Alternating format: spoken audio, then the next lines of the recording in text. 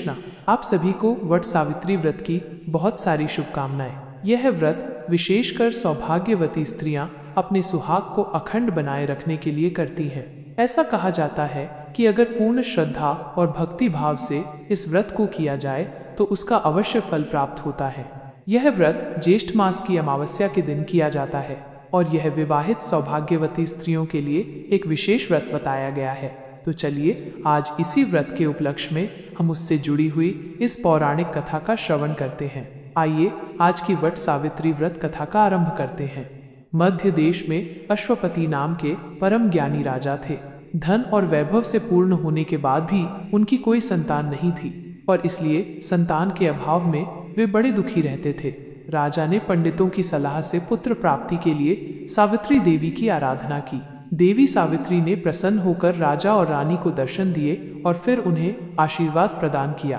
देवी ने उनसे कहा कि हे राजन, तुम्हारे भाग्य में पुत्र तो नहीं है, लेकिन मैं स्वयं कन्या रूप में तुम्हारे यहाँ जन्म लूंगी। इतना कहकर देवी सावित्री अंतर्ध्यान हो गई और यह सुनकर राजा और रानी अत्यंत प्रसन्न हो गए। कुछ समय बाद रानी के गर्भ से साक्षात देवी सावित्री का जन्म हुआ।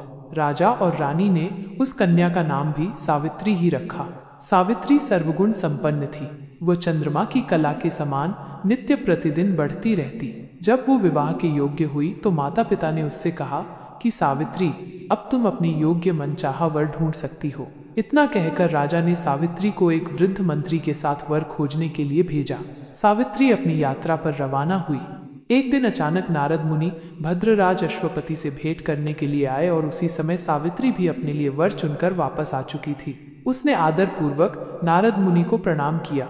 नारद मुनि ने उसे विवाह योग्य देखकर राजा अश्वपति से पूछा कि आपने इसके योग्य वर खोजा है या नहीं। नारद मुनि का प्रश्न सुनकर राजा ने कहा, हे देवर्षि, मैंने सावित्री को वर खोजने के लिए भेजा था। वो अभी अभी लौट कर आई है और अब वही बताएगी कि उसने अपने पति के रूप में किसे चुना है। राजा की बात सुनकर नारद मुनि ने सावित्री से पूछा कि तुमने किस वर के साथ विवाह करने का निर्णय लिया है। यह प्रश्न सुनकर सावित्री ने परम विनम्रता के साथ हाथ जोड़कर निवेदन किया।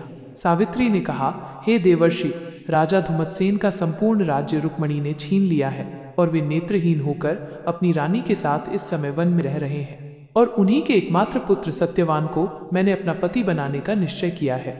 सावित्री के ऐसा कहने पर नारद मुनि ने राजा अश्वपति से कहा कि आपकी कन्या ने वर खोजने में निसंदेह भारी परिश्रम किया है। सत्यवान हर प्रकार के गुणों से समृद्ध और धर्मात्मा है। वह रूपवान और समस्त शास्त्रों का ज्ञाता है। वह अपने माता पिता के समान ही सदैव सत्य बोलने वाला है और इसी कारण उसका नाम सत्यवान हुआ है।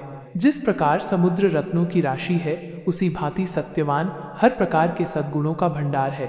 वह सभी प्रकार से सावित्री के योग्य है। वह हर प्रकार से सावित्री के साथ उपस्थित होने की क्षमता रखता है, लेकिन इतना कुछ होते हुए भी उसमें एक भारी दोष है जिसके सामने ये सभी गुण फीके पड़ जाते हैं, और वो दोष ये है कि उसका जीवन अल्प आयु है। 1 वर्ष की समाप्ति होने पर उसकी मृत्यु हो जाएगी। नारद मुनि के मुख से ऐसा वचन सुनकर राजा अश्वपति का चेहरा उदास हो गया। उनके मधुर स्वप्न नष्ट हो गए। नारद मुनि के वचन कभी मिथ्या नहीं हो सकते। ऐसा विचार करके उन्होंने सावित्री को समझाया कि ऐसे क्षीण आयु व्यक्ति के साथ विवाह करना कल्याणकारक नहीं है, इसलिए उसे कोई और अन्य वर पसंद करना चाहिए। पिता की बात सुनकर सावित्री ने कहा, हे पिताश्री, मैंने अपने मन में सत्यवान को ही अपने पति के रूप में चुन लिया है और अब मैं किसी और पति का विचार अपने मन में नहीं कर सकती। कोई भी संकल्प पहले मन में आता है और फिर वाणी से कहा जाता है और कहने के बाद उसे करना ही होता है, चाहे वो शुभ हो या अशुभ। मैंने जिसे एक बार अपने मन से पति स्वीकार कर लिया है वही मेरा पति होगा। अब मैं किसी दूसरे का वरण कैसे कर सकती हूँ।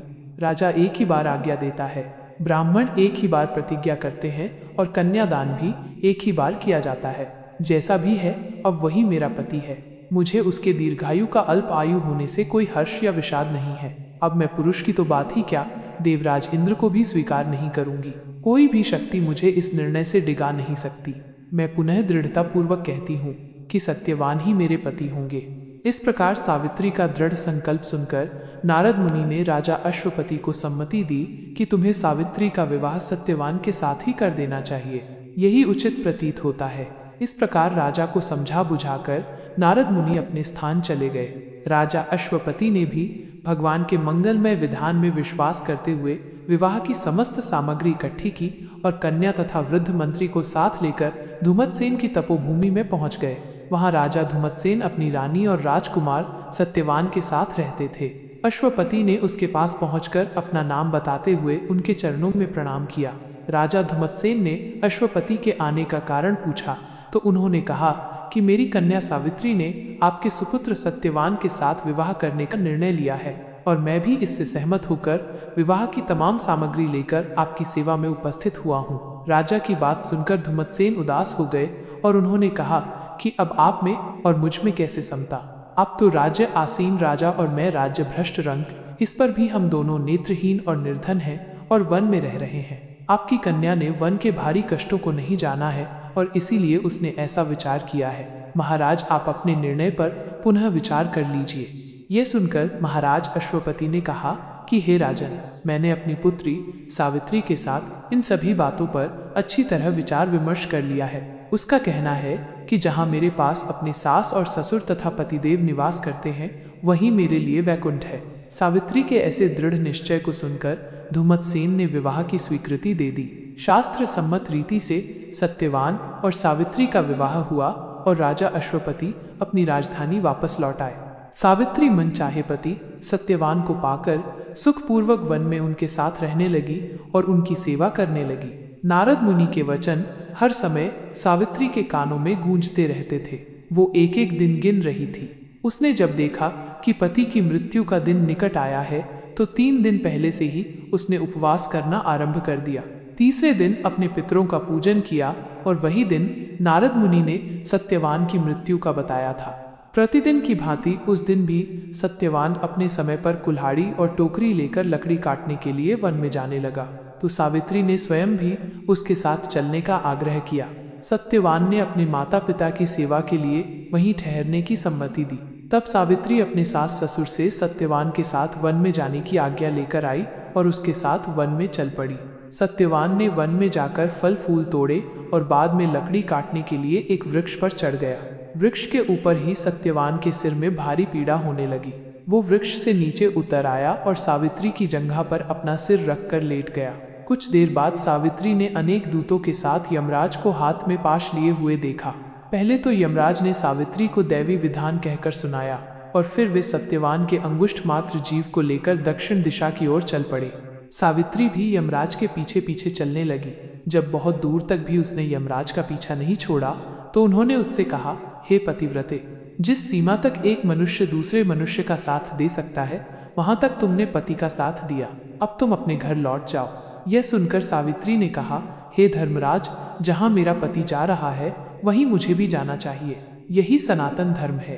पतिव्रत के प्रभाव और आपकी कृपा से कोई भी मेरी गति को नहीं रोक सकता। सावित्री के ऐसे धर्मपूर्ण वचन सुनकर यमराज प्रसन्न हो गए और उन्होंने उसे एक वर मांगने के लिए कहा।